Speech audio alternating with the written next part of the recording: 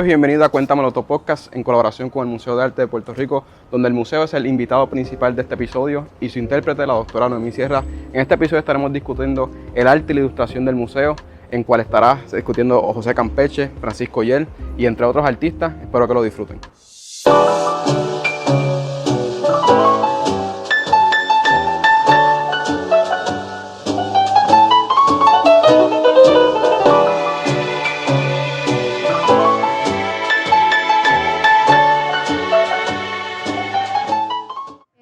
Yo soy la doctora Noemí Sierra y me desempeño aquí como voluntaria docente.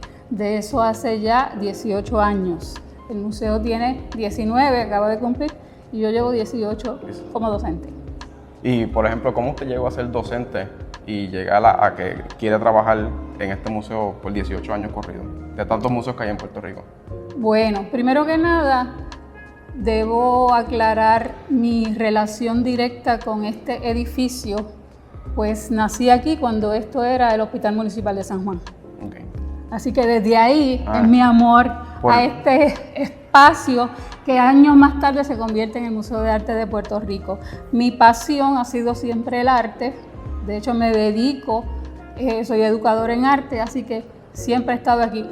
El trabajo voluntario lo hago de corazón, sencillamente por amor al arte. Okay. ¿Y está todos los domingos de 2 a 5 de la tarde? Sí, durante la semana tengo que trabajar donde me paguen, sí. Ok, pues ya saben, si tienen, después de ver este video podcast, tienen el placer o la iniciativa de poder visitar el museo, vengan los domingos. A las 2. A las 2 de la tarde. También hay otros recursos, pero la doctora Noemí está a las 2 de la tarde. A las 2 del domingo. Bueno, pues vamos a iniciar el tour y usted será... Ok, antes que nada me gustaría dar una introducción de lo que vamos a ver. Esta exhibición acaba de iniciar el 9 de junio, así que es totalmente nueva y es un resultado de un grupo multidisciplinario, o sea, no solamente el curador Juan Carlos López Quintero, sino que hay varias personas que son muy conocedores de sus áreas específicamente y se han unido para crear esta exhibición. Trata de incluir la mayor cantidad de obras y de artistas y también pues alude a diferentes movimientos. Tenemos una gran representación de las mujeres artistas, tenemos alrededor de 50 de ellas, tenemos la comunidad LGBT, tenemos también personas con discapacidades, así que hemos tratado de ser inclusivos, de ahí el nombre Puerto Rico Plural. Okay. Pues vamos a comenzar con el tour y a describirnos lo que es todo el arte en este museo.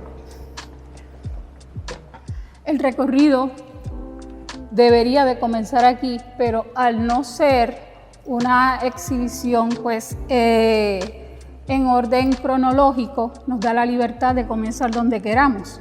Pero la sugerencia del curador pues ha sido que comencemos en esta sala titulada Horizontes. ¿Por qué la llamó así? Bueno, trata de presentar al puertorriqueño cómo nos concebimos, cómo nos veíamos en el pasado y cómo nos podemos proyectar hacia el futuro. Así que la sala es un poquito un resumen de todo lo que vamos a encontrar en esta exhibición. Normalmente son artes plásticas.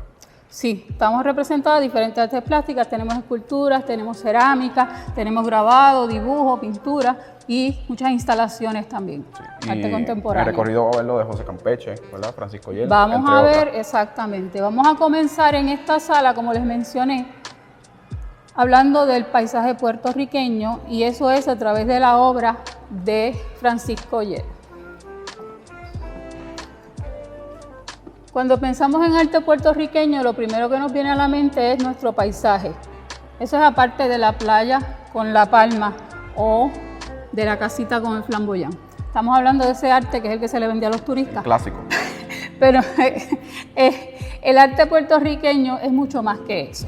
Y por eso se ha escogido la figura de Francisco Oller, un puertorriqueño que nace en el Viejo San Juan, aunque los de Bayamón digan lo contrario, nace en el Viejo San Juan y se educa tanto en España como en Francia. A Francisco Oller le toca llegar a Francia cuando se inicia allí un movimiento que cambia la historia del arte. Este movimiento se conoció como el impresionismo. Es por eso que conoce a Manet, a Monet, a Pissarro. Y allí él capta la esencia de lo que es el impresionismo, que no es otra cosa que la utilización de la luz y cómo se reflejan los objetos. Pues él aplica eso a nuestra pintura puertorriqueña y sobre todo en el paisaje, como estamos viendo acá, y en sus bodegones. Otra cosa que hizo él, y es lo que básicamente la exhibición pretende, es ver cómo los artistas documentan. O sea, ellos les toca vivir un periodo en un lugar y ellos documentan a través del arte ese periodo. O sea, que son cronistas de su tiempo. Y ese sería el caso con estas frutas que tenemos acá. ¿Ustedes me las reconocen? ¿Qué es eso? Higuera. Es una higuera. Así que nos está hablando de un pasado. Estoy seguro que le pregunto a cualquiera de estos chicos que están por acá a ver si saben qué es eso. Y ellos van a desconocer lo que es. Así que de cierta manera, Francisco ayer se ocupó de recordarnos cómo era este paisaje del siglo pasado, principios del siglo XX, y lo que consumíamos, la flora y la fauna. También. Y también hay otros artículos, ¿ves? El Hay machete. otros elementos, exacto, que nos hablan de un pasado. Él está documentando nuestra historia. Acá tenemos un mural, una pintura mural, realizada por el pintor Rafael Tufiño, titulada La Plena. Si quieren nos acercamos un poquito más. Este mural fue pintado por Rafael Tufiño entre 1952 y 1954 para usarlo como telón de fondo en una película que se estaba realizando en la División de Educación a la Comunidad. Una película titulada La Plena y dirigida por Amílcar Tirado. Para eso estuvo alrededor de 2 años en sus ratos libres pintando este mural, donde recoge 12 plenas de un solo compositor. Y ese compositor es el que está acá con la camisa roja, Manuel Jiménez, mejor conocido como El Canario.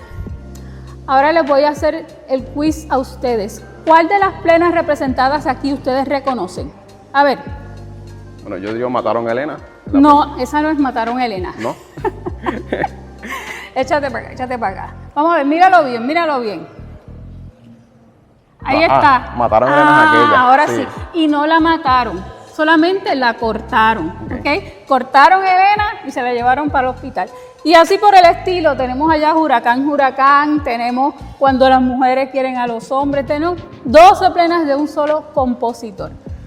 ¿Por qué estamos hablando de esto aquí? Pues uno de los aspectos de nuestra cultura precisamente es nuestra música, nuestros bailes, y la plena es un buen ejemplo de ello. La plena se dice que surge en el barrio San Antón en Ponce, para allá para los años 20, con el propósito de llevar las noticias de un lugar a otro. Así que tenía un propósito de anunciar o dejar saber lo que había sucedido. Era un periódico cantado, podríamos decir. Un periódico del pueblo. Es un periódico del pueblo que no necesitaba escritura, simplemente a través de las canciones se llevaba el mensaje de un lugar a otro. Acá tenemos también una obra en cerámica que nos habla del problema de la migración y sobre todo del problema de la mujer en nuestra sociedad. Pero si nos movemos hasta el fondo, vemos acá una obra del artista Anaida Hernández que continúa con el mismo tema de la mujer y una situación en particular que estamos viviendo. Esta instalación se llama Hasta que la muerte nos separe. Y como les mencioné, el artista Anaida Hernández recurre a documentos de la policía, una investigación realizada por una periodista, y utiliza esos datos que aparecen en los archivos de la policía para realizar esta obra. Me gustaría que tú me dijeras cuál es tu impresión cuando la ves. No, a mí me representa que es como un funeral que identifica y le da honor a lo que son las mujeres que sufrieron un altercado con algún hombre o un evento. ¿Qué te hace pensar eso? ¿Por qué tú llegas a esa conclusión? Por las flores que están en el área de los nombres, dándole ¿Y qué hay además de los nombres de ellas? las fechas. Ahí están las fechas. Están las fechas tanto de nacimiento como de defunción. Esta obra es producto de esa investigación que les mencioné, pero en un periodo de 3 años. En los archivos de la policía se encuentran los nombres con esa información de 100 mujeres asesinadas en un periodo de 3 años, víctimas de violencia doméstica, ya fuera por sus esposos, ex esposos, novios, etcétera, etcétera. Así que estamos viendo cómo un problema social, que sería el machismo en este caso, se convierte en homicidio de todas estas mujeres. Pero lo interesante de esto es que la exhibición tiende a colocar las obras de manera que estén en comunicación unas con otras. ¿Okay? A mí me gustaría que tú me dijeras qué relación tú ves con la plena de Rafael Tufiño y con la instalación de Anaida Hernández. ¿Ves alguna? En cuestión de color, de arte.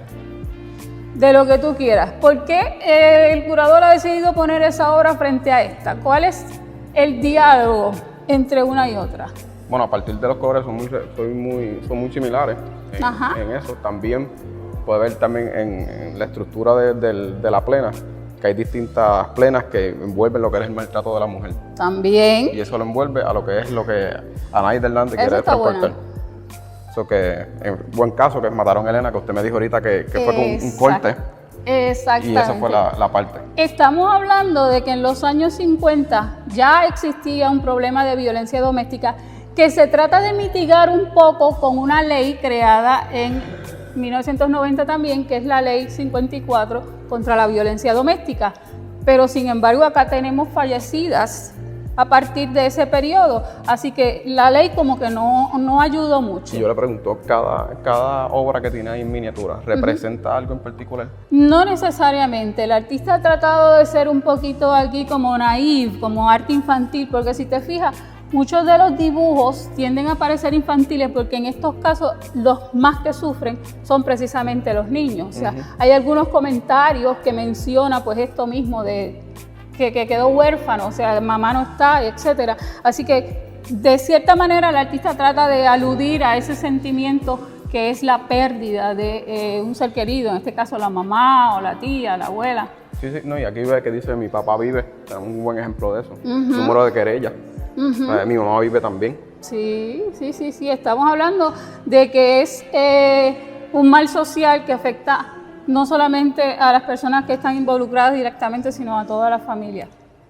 Sí, es una obra que impacta y da a conocer que también aparte del arte se puede reflejar en otras áreas, que también es parte de la nosotros cultura. Lo traemos al 2019, estamos en septiembre, y ya para esta fecha han habido más de 55 feminicidios. Estamos hablando de que los asesinatos a mujeres han aumentado, en vez de disminuir luego que se crea la ley, han aumentado básicamente. Así que esto es un llamado a la conciencia. No, y es bueno que se haga constantemente para que la gente tenga noción de lo que es la realidad aquí en Puerto Rico. Y la obra no deja de impactar, porque estamos frente a un columbario, estamos en un cementerio, y el hecho de saber las fechas y los nombres, pues eso como que crea un poco de temor, si vamos a decir así, pero es necesario. O sea, hay que llamar conciencia, y esta es una buena muestra de que el arte no es solamente un cuadro bonito en una pared para deleitarnos, sino que también hace un llamado a la conciencia o denuncia algo que entiende que no está correcto. No, y también es importante ver que dice hasta que la muerte los separe, que es la unión del matrimonio. Exacto. Y la muerte. Y la muerte es la que es lo causada separa por el hombre.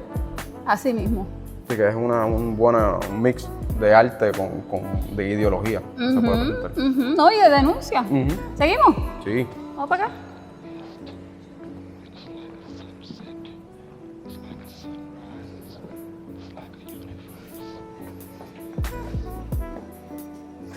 Esta instalación de Pepón Osorio ya había sido presentada anteriormente, pero está muy relacionada con lo que acabamos de mencionar, hablar sobre el machismo. La instalación se titula En la barbería no se llora, y el artista lo que trata de reflejar a través de este espacio que él crea, que es una barbería, es ese lugar sacrosanto para los hombres que representa la barbería, porque en ella se pueden manifestar abiertamente. Es por esa razón que el artista lo hace, pero va más allá. Nos presenta una barbería en Nueva York. ¿Cómo sabemos que es en Nueva York? Dice el rótulo, se habla español. Si fuera aquí no sería necesario el rótulo de se habla español. Así que él nos presenta también lo que es el problema de la migración y cómo en esa maleta que llevamos cuando nos vamos a Orlando o nos vamos allá a Texas a vivir, va también todo este bagaje cultural, en este caso lo que sería el machismo. Se puede representar también por ese video, que mientras uno está en otro país siempre lleva la cultura exacto, puertorriqueña detrás de uno. Más boricua que los de acá mismo. Así que él trata de presentar esto, que es una característica del machismo, donde los hombres no lloran. La instalación se llama así, en la barbería no se llora. Y es para representar pues precisamente eso. Pero en los visuales estamos viendo lo contrario. Estamos viendo aquí hombres llorando. ¿A qué va eso dirigido? Pues mire, el llanto es una manifestación natural. Así que el machismo prohíba que los hombres lloren es precisamente demostrando la superioridad del varón ante la mujer. Las mujeres sí lloran porque las mujeres son débiles, pero los hombres no podemos llorar. Pero hay otra serie de cosas también que están involucradas aquí y ciertos íconos representativos de ese valor del machismo. Allá al fondo vemos algunas fotos de los machos más machos. Acá tenemos a Raúl Juliá, tenemos por allá del Palesmato, tenemos a Zapata, que estamos celebrando ahora 100 años este año de su captura y muerte. Por acá tenemos una serie de boxeadores, peloteros, todos estos símbolos del ideal masculino. Están los tapabocinas en las paredes, eso es parte de este culto al automóvil, que nosotros las mujeres seguimos sin entender. Porque esa conexión de los hombres y los autos. Los automóviles. Antes era con el caballo y luego de sustituir el caballo ha venido el automóvil. Tenemos por acá el famoso tatuaje que se hace todos los jóvenes cuando llegan a la cárcel por primera vez, inmediatamente se hacen un tatuaje donde dicen perdóname madre. Pero lo interesante es que en ese tatuaje están las balas. Eso quiere decir que no hay arrepentimiento. Si lo tengo que hacer de nuevo lo hago. Pero también alude a dentro de la cultura machista cómo se percibe a la madre. La madre es la única santa. ¿Me entiendes, verdad? ¿Iba a preguntarme algo? Sí, tengo una pregunta. ¿Por qué en el video dice algo de HIV positivo? Porque también es una cuestión del machismo. O sea, si tú eres capaz de tener muchas mujeres, muchas parejas, etcétera, es muy probable que te contagies. Así que eso es motivo de orgullo. Yo tengo VIH y es porque he tenido muchas relaciones. Por acá tenemos una imagen religiosa, es la imagen que encontramos en todas las botánicas, se llama Lázaro. Es la historia de Job, pero en la santería se utiliza como Lázaro, no el que se despertó, Lázaro era mucho, pero hace una representación de lo que es el sincretismo religioso. ¿Y qué fue lo que pasó? Bueno, pues cuando trajeron a los esclavos africanos, ellos tenían sus propias deidades, tenían su propia religión, su propia espiritualidad, pero al llegar acá a América se le impone una religión y ellos continúan adorando a sus dioses. En el caso de las religiones yoruba, a Changó, Yemayá, Ochun, Ogún, y utilizan imágenes de la Iglesia Católica para librarse de los latigazos que le iban a dar si los cogían adorando a sus deidades. Así que se forma un sincretismo religioso que es común a toda América. También lo tenemos en el Caribe de manera muy fragmentada. En Cuba tenemos lo que se conoce como la santería. En Haití tenemos lo que son las ceremonias de vudú. Y acá en Puerto Rico, como nosotros somos tan particulares, practicamos el espiritismo. Okay. Y también con el honor a los dioses también cae con la madre, que uno lo honorifica todo el tiempo. Exacto. Eso es algo también que todas estas obras están bien conectadas y tienen un significado que se conecta en cada uno. No, y entonces continuamos con el mismo tema que vimos en la sala anterior. Seguimos hablando del machismo y de algunas consecuencias de cómo se manifiesta este machismo. Sí, y también fue bien peculiar que el autor de esta obra cogiese la barbería, porque es donde todos los hombres se desahoguen y hablan de todo tipo de temas. Y por eso se llama En la barbería no se llora, porque una vez terminan su discurso de presentación de todas las mujeres que han conquistado los automóviles, de los yates, de todo, el barbero, que los conoce desde chiquito porque siempre se recuerda con él mismo, lo desenmascara, y al verse desenmascarado, entonces es que ahí empieza el llanto. Sí, no puede mentirle. No puede mentirle al que lo conoce. Sí, y va en acorde en cómo va progresando la cultura puertorriqueña desde la antigüedad. Todas las manifestaciones, yo te diría que en estas generaciones últimas, el conocimiento sobre lo que es la violencia de género, lo que es el machismo, ha tomado pues más auge. En el pasado, eso era la norma. Esa era la norma. El hombre era hombre, pero hoy en día pues tú lo ves en los jóvenes haciéndose cargo de sus hijos y realizando las mismas tareas que las mujeres. De todas las exhibiciones que ha tenido el museo, ¿cuál es la más que ha representado toda esta timeline de distintos cambios de la cultura puertorriqueña? Me pone en una situación bien difícil porque tuvimos una hace algunos años que se llamaba desde el rococó hasta el arte conceptual, pero yo entiendo que esta da la oportunidad de tener una diversidad, sobre todo de artistas, que hay 150 artistas participando, y las diferentes manifestaciones culturales a través del arte que se pueden representar. Yo entiendo que es bastante inclusiva, así que yo la recomiendo, es un éxito. Y va a estar por los próximos 5 años, ¿verdad? Aproximadamente. Pero lo interesante de esta exhibición es que van a estar cambiando las obras, así que la idea es que usted regrese y no va a ver las mismas obras. Podrá haber algunas, hay unas que son icónicas, que tienen que estar, ¿verdad? Son representativas, pero otras van a estar cambiando, así que eso es una invitación a que el público continúe asistiendo. Y la próxima sala que vamos a entrar es la Galería Joaquín Villamil. Ok, esta sala tiene una exhibición de Ángel Botello Barros, gracias a la cortesía de la Fundación Tina Gil, que era la esposa del dueño del periódico El Mundo. Ellos han tenido a bien facilitarnos estas obras para la exhibición. Ángel Botello Barros es un artista español que visita la isla de Puerto Rico en los años 40 y decide quedarse en la isla de Puerto Rico. ¿Cuál es la importancia? La importancia es que pinta el arte de Puerto Rico sin ser puertorriqueño. Él se queda en la isla hasta su fallecimiento en los años 80.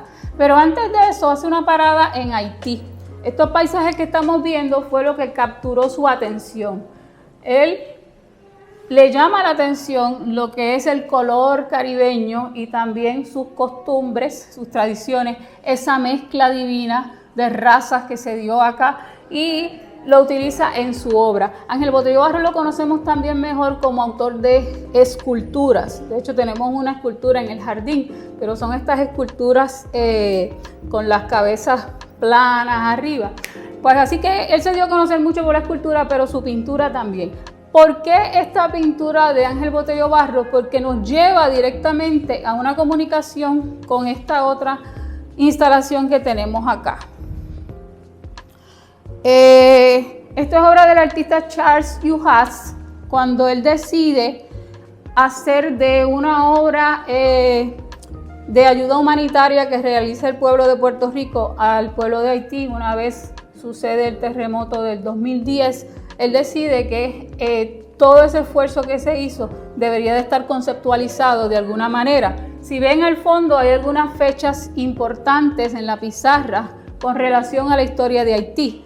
Mucha gente desconoce que Haití fue el primero de los países de América en lograr su independencia en el 1804 y de ahí le siguieron todos los demás países.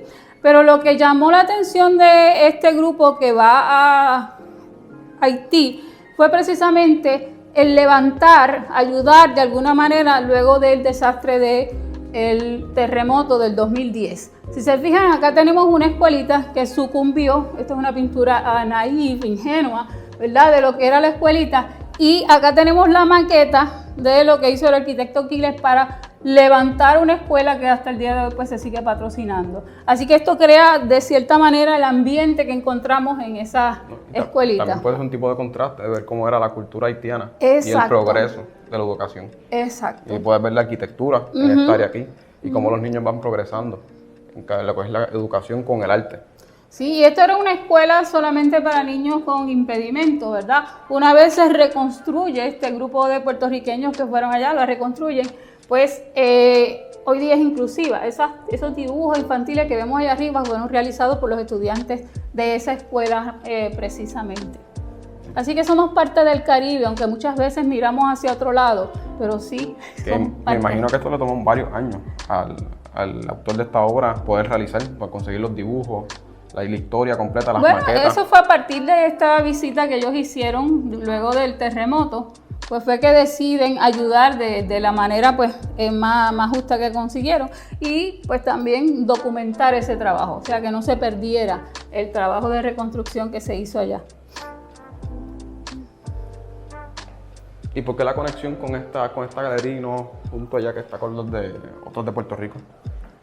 Ok, acuérdate que nosotros somos parte del Caribe, nosotros somos parte del Caribe, pero muchas veces nos olvidamos que tenemos hermanos, que tenemos vecinos y miramos hacia otro lugar. Ellos han traído el tema de Haití como parte del Caribe y pues se hace la conexión de la obra de Ángel Botello, que fue otro que llegó acá a estas tierras y se quedó enamorado tanto del color como de las costumbres y las tradiciones. Así que muchas veces olvidamos ese pequeño detalle. Y me gusta mucho esta obra de arte porque él tiene un tipo de caricatura que crea.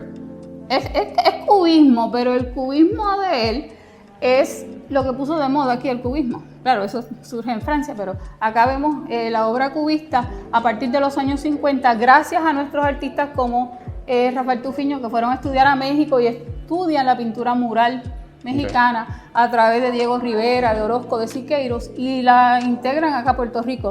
Pero él también recurrió al cubismo para hacer su obra. ¿Seguimos? Esta es mi favorita de todas. ¿Tu favorita? Sí. Dime por qué. Porque ahora yo lo entrevisto ahí. Es mi favorita, aparte de que, por ejemplo, en el Salón de la Plena, de Horizonte, uno puede ver que es grande, pero esta crea más, impresiona más de que tengo que detenerme e inspeccionarla. Okay. Y tiene tantos trasuntos y tantas obras en una. Aquí ya tiene 12, pero esta tiene más profundidad. Porque aquí ya tú la puedes ver a simple vista desde lejos, pero aquí tienes que adentrarte a la obra. Y esa parte me gusta, y más con el trasfondo que él tiene con el artista, que usted había explicado anteriormente, de él, que está el que lo hizo, con el próximo que es el de la obra, que ahora va a explicar. Es realmente mi favorita, a mí me encanta verla. Fíjense, esta obra es interesante porque cuando el artista realiza la obra, él utiliza su energía. Y yo te diría que la gran mayoría de las obras conservan esa energía. Y en este caso, esta obra, además de ser muy dramática, tiene mucha energía. Vemos mucho del esfuerzo del artista, ya sea en la manufactura como en la concepción. Y eso es interesante. De hecho, esta obra yo he tenido unas experiencias aquí, podríamos decir, extrañas, porque hay personas que al verla se impresionan al punto de que les puede producir llanto, se pueden identificar. Te lo digo porque experiencias que he tenido con esta obra en particular. Así que es una obra bien dramática y pues hay que asimilarla un poco para no identificarte tanto con ella que te dejes capturar, aunque no sería mala idea. Sí, no por eso. Yo no se lo supe explicar al principio un poco porque es algo que no se lo puedo explicar. Es tan impresionante que yo me puedo dar minutos dedicándole tiempo a verla. Me alegra mucho. Y cada uno puedo sacar las casas al final, ¿sabes? La intención del artista que quiso transmitir. Y es tanta información que hay que darle cascos, como uno dice. Pues mira, esta es una obra realizada por Arnaldo Roche Rabel. Arnaldo Roche Rabel es un artista puertorriqueño fallecido el año pasado, para el mes de noviembre, víctima de un cáncer pulmonar que terminó con él. Pero él en toda su obra siempre parte de una obra de Vincent Van Gogh. Esa es su inspiración, su motivación. Y él llega a esa conclusión porque muchas cosas de su vida tienen relación con la vida de Vincent Van Gogh. Recordarán a Vincent Van Gogh como un pintor holandés que se va a residir a Francia. Tiene un hermano que tenía una galería de arte en París, pero Vincent vivía a las afueras, vivía en un pueblito llamado Arles. Y es ahí donde realiza la mayor parte de su obra. En el caso de Arnaldo toda su vida se dedicó a la pintura, es un artista de acá de Santurce, toda su vida se dedica a la pintura y su obra es más bien autobiográfica. Siempre suele hacer mucho autorretrato, como es ese caso, y también narrar sus experiencias. Claro, ha hecho otro tipo de cosas, bodegones, paisajes, pero en resumen, su pintura tiende a ser autobiográfica. Y ese es el caso de esta obra que tenemos acá. Parte de una obra original de Vincent Van Gogh, como les mencioné, donde aparece este jardín con esa fuente que era precisamente la institución psiquiátrica donde Vincent realizaba sus mejores obras, ¿verdad? Sus mejores momentos era cuando estaba institucionalizado.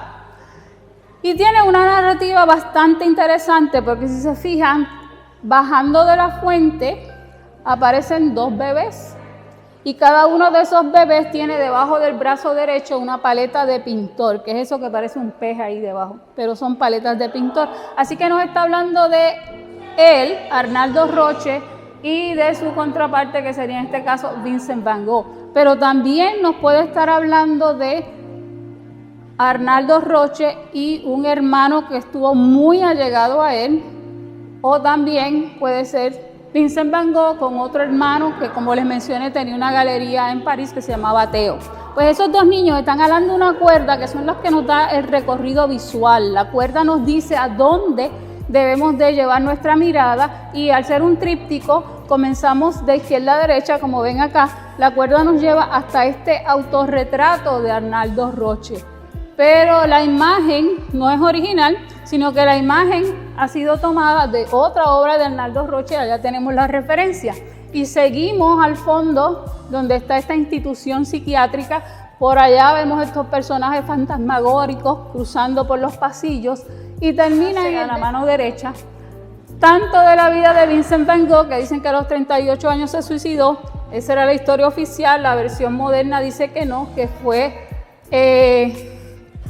alguien lo asesina, alguien le dispara, pero él no quiere incriminar a la persona, así que oculta esa información y todo el mundo pensó que se había suicidado. En la vida de Arnaldo Roche pasa un suceso bien interesante, que fue la desaparición de su hermano por espacio de 2 días. Es a Arnaldo el que le toca encontrar el cadáver de su hermano colgando de un árbol, y es esta imagen que vemos acá que cierra ese ciclo que estamos viendo, pero volviéndonos al principio. Que es la concepción. Sí, a mí me gusta porque muestra mucha frustración lo que pasa a un artista. La expresión en el rostro de Arnaldo, ese autorretrato nos describe su estado anímico.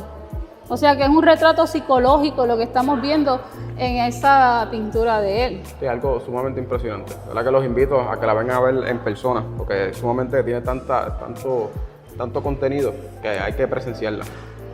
Sí, es una obra impactante, impactante definitivamente. Y ahora nos movemos para la parte de... ¿Quieres hablar? Bubú. Sí, de Bubú. Que con el tema sí. Sí, yo lo quiero llevar porque va en conexión con lo que hemos visto de Perdóname Madre, de la sala. Y la otra es... Exacto, dilo duro para que te escuche. Sí. Bien. Acá tenemos otra instalación. Esta instalación es del artista Jesús Bubú Negrón. Todo lo que están viendo acá, todos los objetos que están viendo acá forman parte de la instalación, tanto las sillas como las fotografías en secuencia a manera de estas novelas, cómics también. Y allá pues tenemos una grabación y el audio de lo que fue esta hazaña. En el caso de Jesús Bubú Negrón, él tenía 2 problemas. El primer problema era que bebía más de lo que debía. Y el segundo problema era que su mamá nunca había reconocido su obra como obra de arte. Pues para ella una obra de arte es un cuadro bonito en la pared, no las cosas que hacía su hijo. Jesús es invitado a participar en esta famosa exhibición en la Ciudad de México, y él le hace una promesa a su mamá antes de partir hacia México. De hecho, así se llama la instalación, la promesa. Él le promete a ella que él va a dejar de tomar, y también le promete que él le va a demostrar a ella que él es un artista reconocido internacionalmente, que el único que no lo reconoce es ella. Para eso, él hace una especie de purgación de sus pecados, como se acostumbra a hacer en las promesas tradicionales. Eso es parte de nuestra cultura, el realizar una promesa. Hay gente que van arrastrándose en rodillas hasta llegar al sitio indicado. Hay otros que se visten de cierto color y dejan de comer por ciertos días. Hay diferentes tipos de promesas. En el caso de Jesús Bubú Negrón, su madre, que estaba en silla de ruedas, es la que lo acompaña hasta el aeropuerto. Lo vemos allá en una silla motorizada ya. Así que él decide utilizar esta silla, que era la vieja, para llevársela y formar parte de esa peregrinación que él iba a hacer. Desde que sale de Puerto Rico cargando con la silla hasta que llega a la Ciudad de México. Cuando llega, podemos ver cómo cargando las sillas, para no olvidar la promesa que le había hecho a su mamá, cuando llega al primer establecimiento donde se venden bebidas alcohólicas, le dice al compañero que lo estaba filmando, lo estaba grabando, que él se iba a dar el último trago. El último trago, eso fue varias veces. Cuando finalmente podemos apreciar que llega totalmente ebrio, pero realiza la presentación, es todo un éxito, se gana muchísimos reconocimientos, trae las pruebas a Puerto Rico de que había sido un éxito, todavía lo siguen llamando a diferentes instituciones culturales, y se lo presenta a su mamá. Así que su mamá lo vio sobrio porque cumplió la promesa, dejó de tomar, y para eso también le muestra toda la evidencia de los reconocimientos y todos los títulos que le habían dado. Fallece su mamá y él decide que la última silla que estaba usando ella sea parte también de esta instalación. El último eslabón de la obra. Exacto, y con eso pues cierra la promesa. Realmente es bastante intrigante porque fue bueno el nombre que puso la promesa, porque los hombres puertorriqueños se componen de muchas promesas. Y él va constituyendo toda su obra de arte y comete el mismo error y es la promesa otra vez. Exacto. Hasta lograr que era su cometido. Exacto. No, y él recurre a este medio que estuvo muy de moda, yo diría que en los años 40, 50, que eran las novelas estas... Caricaturas de cómics. Caricaturas de cómics, pero también estas novelas que eran las novelas estas románticas, qué sé yo, que también tenían este mismo formato. O sea, que se puso muy de moda. Así que él nos está remitiendo también a un pasado. Fíjense que la utilización de las fotografías en blanco y negro también, que nos habla pues de otra época, trayéndola a lo que sería una obra como esta, moderna, una instalación moderna. Ahora, para ir a las otras obras, yo quiero preguntarle a usted, ¿cómo usted es el proceso de educación en todas las obras de usted? ¿Cuáles son sus pasos a poder llevarlo al público? Ok,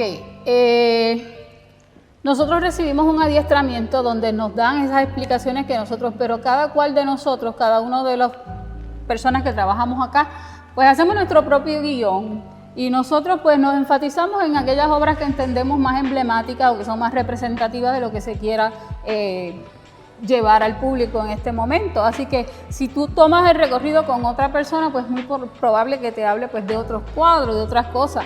Pero hay unas obras que no podemos pasar para alto, esta es una de ellas, así que son obras icónicas que tenemos que mencionar siempre. Imagino que por más que cambien de exhibición, estas obras siempre se mantienen aquí. La mayoría siempre se mantienen, sí. Hay unas que pues echamos de menos, que estuvieron en la exhibición anterior, como es la Virgen de la Soledad de la Victoria, que es el símbolo, es una obra de Campeche, que es el símbolo precisamente de esta exhibición. Pero de esta exhibición no, del museo, es representativo del museo. Vamos ahora a ver en esta sala cómo comenzó todo, dónde fue que empezó todo. Esta sala se titula El Sentir Nacional y comienza con estas piezas antropológicas de nuestro pasado, realizadas por nuestros indios taínos. Muchas de ellas siguen siendo un misterio para nosotros, como lo es el aro lítico, que muchos le dan diferentes funciones, pero no se ha llegado a la conclusión de para qué servía. Y encontramos algo parecido en la cultura maya, que lo utilizaban para el juego. Por eso también aquí se piensa que para el juego de lo que sería el fútbol nuestro se utilizaba ese aro, pero también los hemos encontrado para ayudar a la mujer a dar a luz, para ayudar a la mujer a parir. Y eso es evidencia de que nosotros los taínos, la cultura de los taínos estaba conectada con otras civilizaciones. Pensaba que era algo aislado. Así mismo, mucho más de lo que se ha pensado. En el caso de dónde surge el sentir patrio, el sentir nacional, yo me remito a los taínos y te hago la pregunta, ¿tú crees que los indios taínos sabían que ellos eran algo más, algo diferente, o que existían otras culturas aparte de la de ellos? ¿Tenían ese concepto? ¿Tendrían esa idea? Yo diría que sí. Porque ya, claro, que sí se ve en la forma en que ellos hicieron sus esculturas. Y como usted muy bien dijo, que proviene también de que también se caracteriza que estaban los mayas. Y se dio que estaban conocimientos de lo que Y recuerdo haber estado, cuando estaba en high school, que el nombre taíno también envuelve, de que ellos tenían conocimientos de otras civilizaciones. Definitivamente. La palabra taíno que ellos utilizaban para autodenominarse quiere decir los buenos. Así que si nosotros somos los buenos, tienes que conocer lo malo. Hay otros que no son tan buenos. Así que ya ellos tenían una idea de quiénes eran y también tenían su propia concepción de dónde provenían. Ellos tenían toda una mitología, igual que lo tienen pues las religiones occidentales, toda una mitología de dónde provenían. Y muchas coincidencias que encontramos también, esto es común a todas las culturas, pero en el caso de ellos, el Padre Nuestro que rezaban, o rezaban no, ellos hacían, tiene todo el formato del Padre Nuestro que nos enseñaron a nosotros. Bien, pues vamos a empezar con esta obra de José Campeche. José Campeche es un pintor puertorriqueño, nace en el siglo XVIII, 1751 para ser más exacto, y muchos lo consideran el primer pintor puertorriqueño, pero eso no es cierto. Antes de él había muchísima otra gente que pintaba, incluyendo su papá, don Tomás. Él era hijo de un esclavo negro que había comprado su libertad y de una española de las Islas Canarias. Eso lo hacía un ¿qué? Un blanco y un negro, ¿qué edad? 30, ¿sí? ¿Qué edad? ¿Qué es eso? ¿Cómo le llamaban? La de... Al blanco y al negro cuando mulato. se cruzan. Un mulato. Y la palabra mulato tenía una connotación despectiva. ¿Okay? Así que él era un mulato que para la época que le toca vivir alcanzó una escolaridad superior, ¿verdad? ¿Por qué? Porque su papá había sido el obispo, había sido el esclavo del obispo, así que tuvo acceso a la educación privilegiada que ofrecían los monjes en el convento de los dominicos en San Juan. Tenía acceso a una biblioteca y allí él aprendió a leer, a escribir y también a leer y escribir música, hablaba, escribía, leía latín. Yo tengo una pregunta. Yo había leído en un libro de arte de José Campeche, era un proceso autodidacto, que él aprendió a pintar de Europa. Exactamente, copiando todo lo que caía en sus manos. Estoy hablando de la educación formal, pero la de pintar es un autodidacta totalmente. ¿Por qué? Porque tenía acceso a esta biblioteca donde tenía todos los libros, tenía todas las obras de arte, sobre todo religiosas, que le daban la oportunidad a él de copiar. Él aprendió a pintar copiando. No se le conoce un maestro formal que le enseñara, a pesar de que su papá, don Tomás, también pintaba, pero no llegó a tener la fama de su hijo. Cuando les digo que no fue el primer pintor puertorriqueño, es porque así es como lo denominan, pero antes de él existía otra gente. Lo que sí fue él, José Campeche, fue el primer pintor puertorriqueño de calibre internacional que dio la isla, porque a pesar de que nace, vive y muere en el viejo San Juan, nunca salió de San Juan ni a Ponce, su obra se ha encontrado en Venezuela, se ha encontrado en México, se ha encontrado en España. Así que su fama fue internacional, la gente venía, compraba sus obras y se las llevaba a sus respectivos países. Acá estamos delante de una obra que se titula Las hijas del gobernador, el gobernador Ramón de Castro. Ya esta obra la habíamos visto anteriormente, pero sirve muy bien para el propósito temático de esta exhibición. Las dos chicas, la mayor de ellas había nacido en México, donde su papá había estado como gobernador, Ramón de Castro.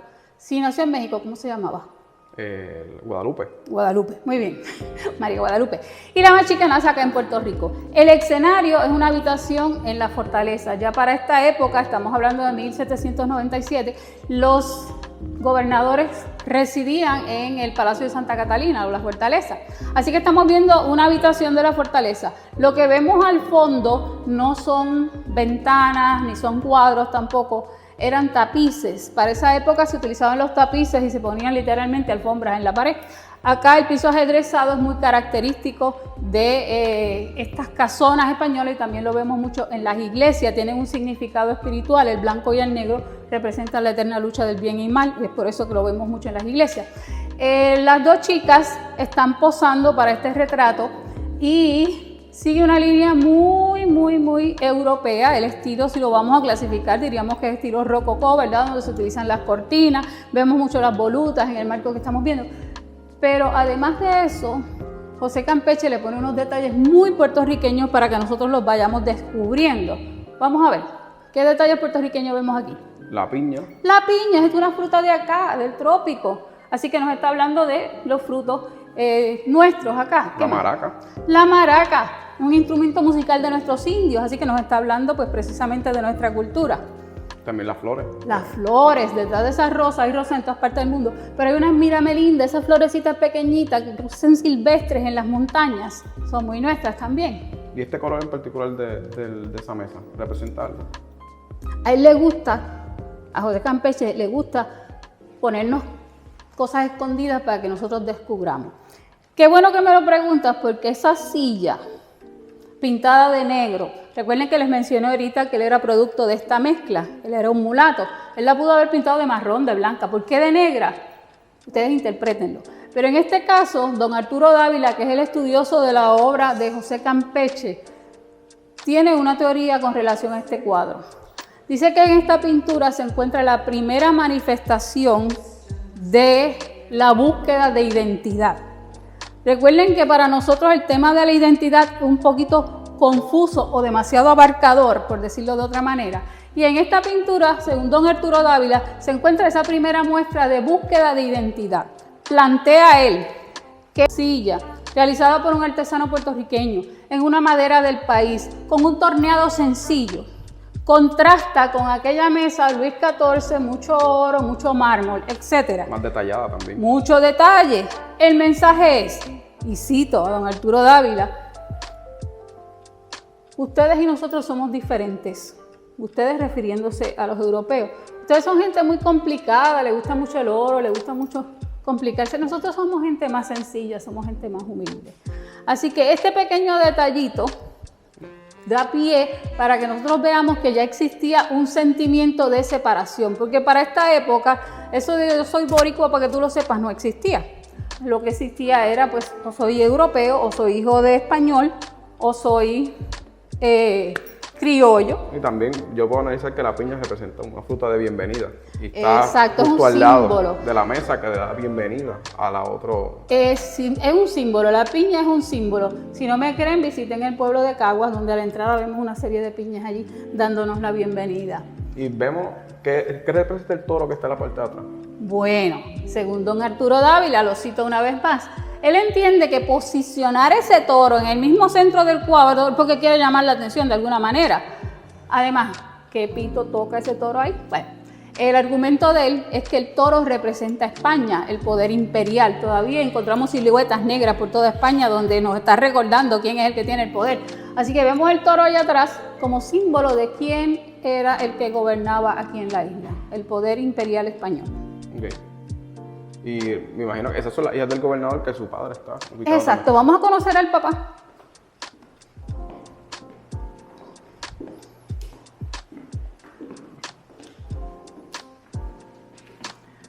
Este es el gobernador Ramón de Castro, gobernador español de la isla para el 1797, cuando tiene que enfrentar a la Marina de Guerra de Inglaterra, dirigida por Abercrombie, atacan la isla de Puerto Rico con la intención de quedarse con la isla.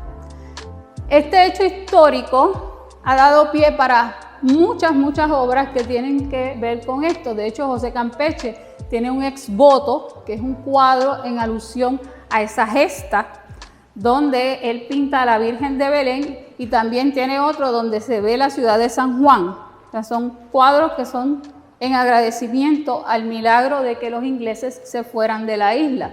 Pero ¿qué pasó aquí? Bueno, le toca al gobernador Ramón de Castro defender la isla de Puerto Rico con una guarnición de 250 hombres, que era lo que tenía, versus la marina inglesa con alrededor de 60 naves y más de 30 y pico mil de hombres. Era una batalla un poco desigual. Así que se da como estos movimientos que surgen orgánicamente en nuestra isla. Muchas veces pensamos que son milagros, donde se unen todos los residentes del área de San Juan y otros pueblos limítrofes que se unieron y crean unas milicias urbanas. De unas milicias urbanas estamos hablando de un grupo de gente con el deseo de hacer algo, pero sin ninguna preparación ni organización militar, simplemente espontáneo. ¿Y cómo se presentaban ellos? Pues con lo que tuvieran, con machetes, con dagas, con lo que fuera que tuvieran a su alcance, porque no era una organización militar. Así que fueron ellos los que le hicieron frente al ejército de Inglaterra. Estamos hablando de un movimiento que se da donde el pueblo se une orgánicamente y hace frente a esto. Claro, hubo un poco de ayuda por parte de los mosquitos que habían en estos manglares, que era el área de San Mateo del Cangrejo, por donde ellos hicieron entrada. Así que también las enfermedades. ¿Sabes que me parece curioso cómo los españoles, que son una nación a veces muy orgullosa, están representando el poco personal que tiene en contra de los ingleses? ¿Será no, Gerardo? Yo no creo que esa ha sido la intención, pero sí estoy seguro de que José Campeche lo hizo a propósito. ¿Sabes por qué? porque a partir de este cuadro que les menciono del exvoto de la ciudad de San Juan, él está firmemente convencido de que fue la intervención divina de la Virgen de Belén la que ayudó a que los ingleses desistieran de ese ataque, y de ahí la famosa estatua de la rogativa que vemos en el viejo San Juan, que no fue otra cosa que una procesión del pueblo de la ciudad de San Juan en una noche en que hicieron oscurecer todas las luces de la ciudad y comenzaron a moverse por todas las calles del viejo San Juan, el obispo Sengotita con todos sus feligreses, serpenteando por las calles de San Juan. Me imagino una noche totalmente oscura. Hizo creer a los ingleses que estaban esperando para atacar, que eran los soldados españoles los que se estaban moviendo durante la noche para atacarlos a ellos. Así que eso en parte ayudó a que los ingleses decidieran irse, pero se le atribuye el milagro a la Virgen de Belén. ¿Y esa imagen que está ahí también la pintó José Campeche? Ese es un dibujo de la ciudad de San Juan. Es un grabado de la época, ¿verdad? Y no creo que haya sido de él. Es simplemente cómo se concebía la ciudad para aquella época y pues nos aclara un poquito cómo se veía la ciudad. Si se fijan un detalle en esta pintura del gobernador, esto es tomado del palacio, del fuerte de San Cristóbal. Mirando hacia el este se podía ver la Sierra de Luquillo, allá al fondo tenemos al Yunque. Ya eso es imposible con la ciudad como ha crecido hasta el sol de hoy, pero eso es particular de las pinturas de él. Y muchas veces... me parece peculiar como usted dijo que él nunca salió de San Juan y él pudo pintar todo el Yunque. No se encontró evidencia de que ese hombre se moviera de la ciudad amurallada. Era una persona muy disciplinada, muy religiosa. ¿Le gustan los chismes históricos? Claro. Claro. Hay un chisme histórico buenísimo sobre José Campeche. José Campeche nunca se casó, a pesar de que tenía muchas hermanas, tenía muchos sobrinos, pero él se dedicó toda su vida, como les digo, una persona muy disciplinada, a su arte. Muchos no saben que tenía una voz privilegiada, tocaba varios instrumentos, entre ellos el oboe, el órgano. Pues él se enamora en su juventud de la chica equivocada, claro, se enamora de esta chica de la alta sociedad y sus padres, al descubrir que su hija era pretendida por este joven mulato, deciden meterla en un convento, el convento de clausura que se encuentra todavía al lado de la fortaleza. Pues en ese convento envían a la chica. Allí no entraba ningún varón, excepto el maestro de canto, José Campeche. Por acá tenemos una pintura también realizada por Rafael Tufiño, ya lo conocimos, donde en este nocturnal nos deja ver lo que sucedió aproximadamente 100 años después del ataque de los ingleses, y fue el ataque del ejército norteamericano a la isla de Puerto Rico en el 1898, donde uno de los bombazos le hace un boquete a lo que es la iglesia de San José. Hoy día esa historia ha sido borrada, ha sido tapada como muchas otras, gracias al trabajo de restauración que se le ha hecho a la iglesia de San José. Yo le pregunto, aquí el museo cuenta con la Goyita de Rafael Tufiño. Estuvo. Tengo entendido que pertenece al Instituto de Cultura, pero sí hemos tenido a Goyita aquí varias veces. Sí, es que recuerdo haber leído de que después, luego de la muerte de Rafael Tufiño, una de las hijas de él trató de capturar toda su obra. Nitza. Y hubo un proceso legal. ¿He dicho nombre yo? Sí, un proceso legal detrás de todo esto. Déjame hablarle de esta porque es muy interesante y tiene que ver con esta historia que estamos narrando. Esta obra es del artista loiseño Samuel Lin. De hecho, salió un reportaje esta semana increíble sobre Daniel Lin y su presentación en el Whitney Museum. Así que Daniel Lin ha sido un artista muy consistente en toda su obra y se ha dedicado por completo a esto. Utiliza objetos encontrados, la mayoría de ellos en su ambiente natural, en el pueblo de Loíza. Él vive en el barrio Colobó de Loíza.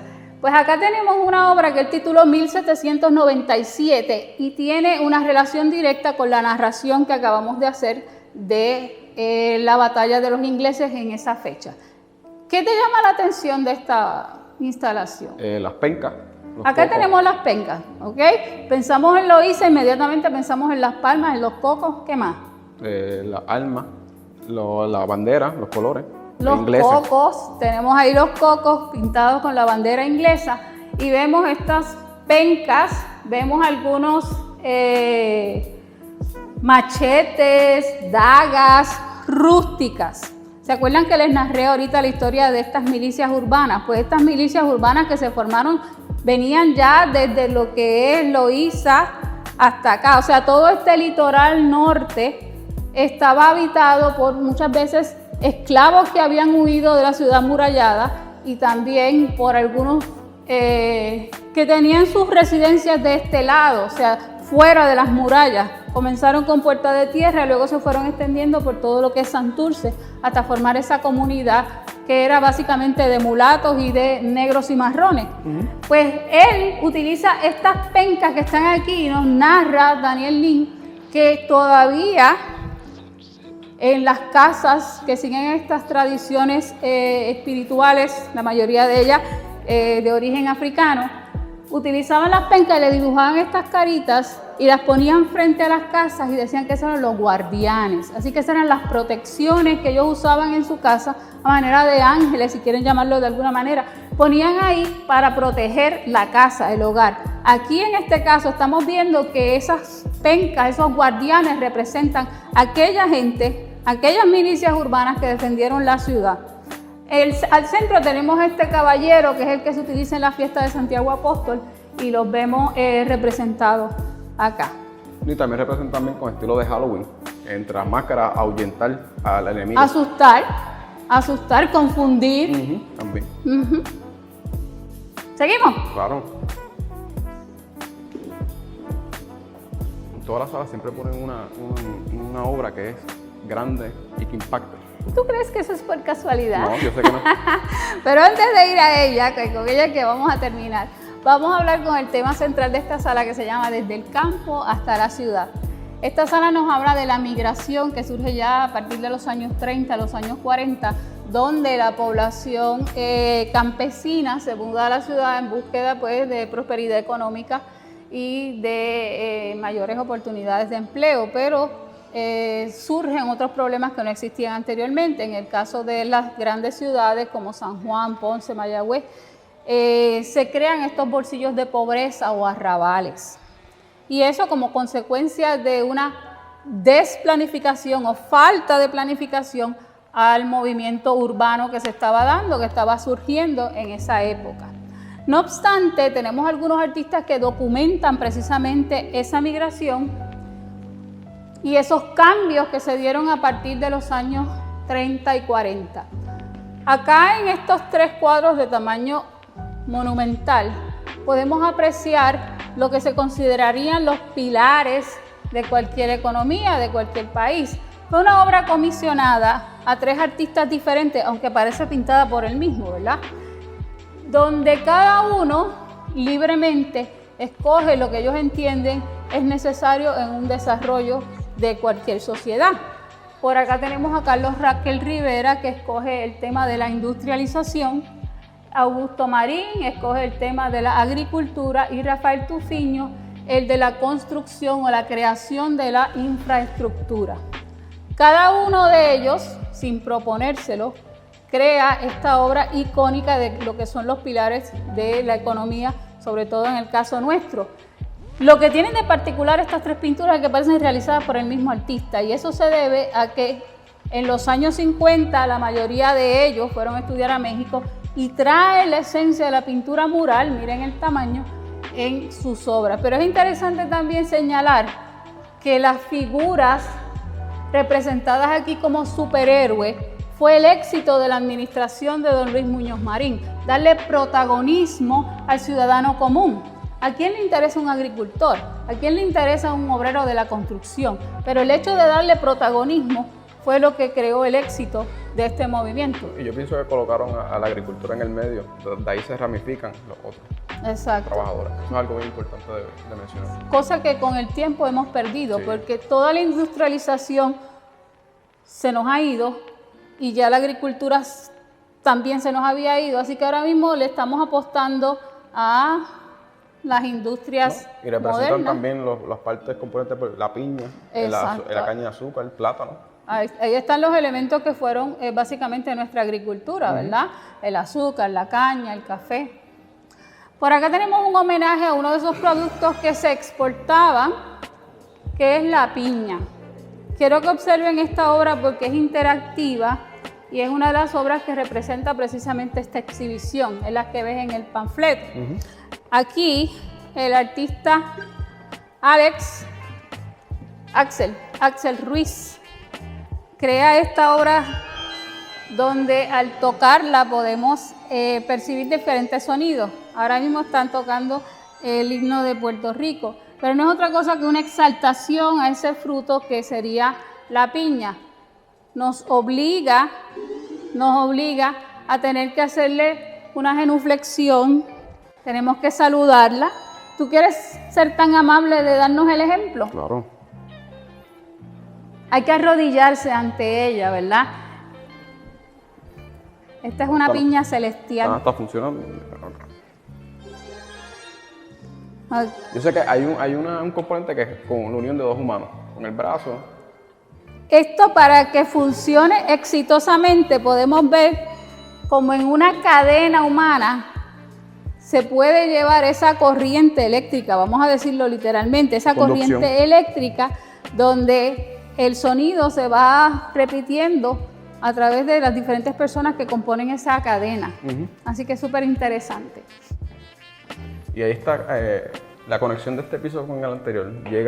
¿Hay un tipo de conexión en cuestión de arte o son totalmente distintos?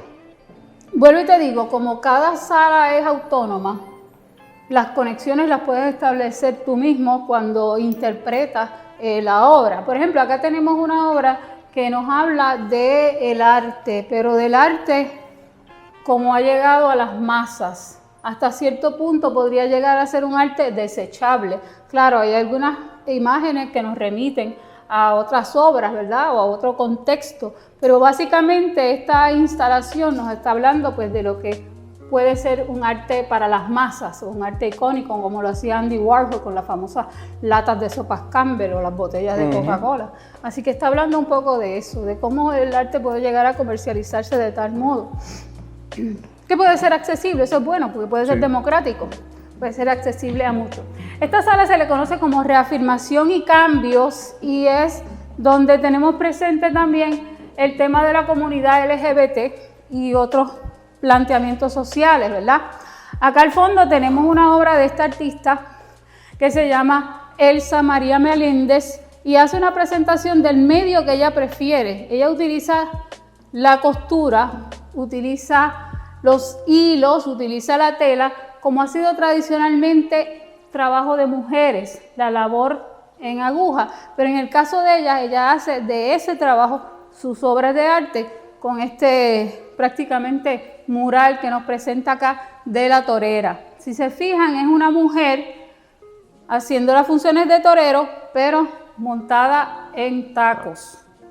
También estamos viendo la figura del toro representando la figura masculina, con todo el poder y todas las connotaciones que eso puede tener, pero a la misma vez está siendo toreada por la mujer. También esto nos puede estar hablando de las diferentes funciones que tenemos las mujeres en nuestra sociedad, ¿verdad? Que tenemos que estar lidiando con diferentes sombreros cada vez. ¿Tú ibas a decir algo? No, que representa también que el color rosa, porque no es un rojo intenso. Y entre ellos también ella coge distintos rosas o colores oscuros también, rojos entre el toro y ella misma. También ese rojo, fíjate, esto es una interpretación particular mía, ese rojo también nos remite a esta supuesta incapacidad, no, esa no sería la palabra, limitación que tenemos las mujeres con el ciclo menstrual. O sea, que hace alusión a lo que sería el ciclo menstrual. Por acá tenemos una obra, también en representación de la comunidad LGBT, es el travesti Freddy Mercado, suele estar en muchas actividades, lo vemos últimamente, vestido de mujer. En este caso, esta obra en particular, él llamó la serie de Fredilicia, en vez de Frida, pues de Fredilicia. Esta serie de obras donde básicamente tenemos que mirarla. O sea, usted entra a esta sala y por obligación tiene que mirarla. Una obra que no dice nada, pero sin embargo está gritando, nos está diciendo, miren, estoy aquí. Y es haciendo presente la figura de estas comunidades que durante años han sido olvidadas o han sido marginadas en nuestras sociedades. Lo interesante de esta obra en sí es el travesti, es el hombre vestido de mujer, pero por la parte posterior está la figura de Freddy, pero vestido de hombre. ¿Por qué no nos lo está enseñando ambas partes a la misma vez, verdad? La intención es que regresen dentro de 6 meses cuando lo vamos a virar. Ese es el propósito. Así que aquellos de ustedes que sean curiosos, vengan dentro de 6 meses y podrán ver otra imagen. Sí, con una completa transformación. Ok, esta sala titulada Los valores de identidad un poco resume lo que esta exposición quiere presentarnos. Nos habla de nuestra cultura, de nuestras tradiciones africanas, Brillante. la utilización de las máscaras de coco, de Loíza, las máscaras de papier-mâché, de Ponce. Así que vamos un poco uniendo lo que son estas características que nos hacen iguales o diferentes a otros. Muchas veces nos queremos proyectar de una manera, nos identificamos con unas cosas y otras, a pesar de que sí existen, no las reconocemos como que son parte nuestra. Y si un extranjero nos la señala, pues ahí le ponemos un pare. Pero sin embargo, es como nos perciben otros. Así que esta exhibición lo que busca es precisamente eso. Cómo nosotros nos vemos a nosotros mismos, cómo nos ven los demás, cómo nos queremos proyectar. Así que aquí básicamente se resume eso. Una de las características nuestras que ya se ha estado perdiendo un poco es la religiosidad, pero una religiosidad popular. Es una religiosidad donde nos aprovechamos de las fiestas patronales, aunque no sepamos quién es el patrón, quién es el santo patrón a quien se le realiza la fiesta, pero sí sabemos que hay machina, que hay pica. Eso es una de las características nuestras, o sea, que usamos estas fiestas religiosas como fiestas populares. Otra de las tradiciones nuestras habla de los Reyes Magos. Muy pocas personas saben que los Reyes Magos eran 4 cuando salieron, pero no llegaron nada más que 3. Así que ese otro que se perdió, se lo perdió, no llegó a ver al niño Jesús. Cuando les mencioné que habían otros artistas anteriores a José Campeche, ese es el caso de Manuel García. Manuel García fue anterior a José Campeche y su obra básicamente religiosa ha llegado hasta nuestros días. En la Capilla del Cristo hay una obra de Manuel García, en la iglesia de la Monserrate, allá en Hormiguero, hay también una obra de Manuel García. Así que anterior a José Campeche había otros artistas que también pintaban, básicamente arte religioso, porque eso era la necesidad en aquel momento. Mucho aún en artistas que han sido educados en arte, y me refiero a lo que es el arte naïve, se le conoce como arte ingenuo, arte primitivo, aunque no necesariamente el artista pues tenga que ser una persona no instruida en arte. Muchos de nuestros artistas lo utilizan porque es un buen recurso para crear escenas o crear estampas ideales, sobre todo en el caso del pasado, cosas que no son agradables, cosas que nos recuerdan estas experiencias de nuestra niñez, pues muchos de ellos recurren precisamente a lo que es el arte naïve. En este caso, Stanley Cole nos recrea la habitación de Vitín, pero aquí sí que muchos de nosotros nos vamos a ver representados, ¿ok? Otra vez el machismo, nuevamente. Vitín, el machismo una vez más, está en su ambiente o en su hábitat, cuelga su camisita de uno de los pilares de la cama porque es la misma que se va a poner al otro día, tira los zapatos y las botas donde le dé la gana, las chanclas también, y mezcla lo que es la religiosidad, como vemos el cuadro del Sagrado Corazón, el crucifijo, con aquellas cosas no tan religiosas como sería la foto del poder de la semana, etcétera, etcétera. Sus ideales políticos los vemos representados en esa banderita, y como parte de nuestra cultura popular, aunque no nos caiga bien a algunos, la figura de la Comay en la televisión, así que vemos la clase de noticias a la que él está expuesto. Por acá tenemos una obra de José Morales que él tituló El Vivero. Pero este vivero habla de nosotros, no de lo que usted se puede imaginar que hay ahí. Si yo le pregunto qué ve, va a decir que son pollos, pero de ninguna manera él ha pretendido dibujar pollos. Sí, lo llamó vivero porque es las condiciones en las que vivimos actualmente. Este es el condominio, esta es la vida en comunidad, es como el hacinamiento nos ha sido impuesto y nos hemos acostumbrado a él. sin ver que hay otras posibilidades. Así que está hablando de esta aglomeración de gente en un espacio pequeño, pero a través del arte, en este caso, prácticamente pasa de lo figurativo a lo abstracto, porque ninguno de esos pollos tiene ojos ni tiene... Sí, no se puede interpretar a simple vista. A simple vista está muy difícil. Otra cosa que nos enorgullece y nos une como pueblo son los famosos concursos de las Miss. Aquí tenemos nuestra primera Miss, Marisol Mararet, en esta fotografía, y tenemos la cinta y la corona de Denise Quiñones, así que ellas han sido tan generosas que nos han facilitado para propósito de esta exhibición esto que nos une como pueblo. Cada vez que hay algún certamen de esto se paraliza todo Puerto Rico, lo mismo las peleas de boxeo. Paralizan y ahí sí que nos unimos todos para ver lo que está sucediendo, para ver el resultado. Acá al fondo tenemos una obra de Carmelo Sobrino y volvemos otra vez a lo que tú mencionabas ahorita, de que las obras más importantes están colocadas en unas posiciones bien estratégicas. Ese es el caso de esta obra de Carmelo Sobrino titulada Playero. Es una interpretación muy particular del artista de lo que vamos a hacer a la playa, ¿verdad? Acá tenemos cómo se goza en la playa, cómo disfrutamos de la música, disfrutamos del mar, disfrutamos de la comida. El ambiente. Del ambiente, eso es lo que básicamente nos atrae a la playa. Y esta costumbre que para nosotros es muy común, no surge sino hasta después de los años, yo te diría, 50 en adelante. Anterior a eso, la playa era un lugar prohibido, la playa era un lugar de temor, porque las olas, porque los ahogamientos. No es a partir de los 60, de los 50 a los 60, que la playa se convierte en este lugar de recreación, antes económico, ya no tanto, pero donde la familia podía compartir. Así que es interesante ver cómo lo que para nosotros hoy día es algo totalmente natural, totalmente común asociarlo con la fiesta en la playa, no lo era tanto hace unos años atrás. Sí, y representa también que en Puerto Rico el 4 de julio vamos a la playa. Exacto. Olvídate de las paradas que se celebraban en antaño. Ya esas paradas desaparecieron. Antes la gente del 25, la celebración de la Constitución, y el 4 de julio, esos eran obligados a venir a la capital a participar de esas paradas. Ya no, ya son días de playa, igual que la Semana Santa.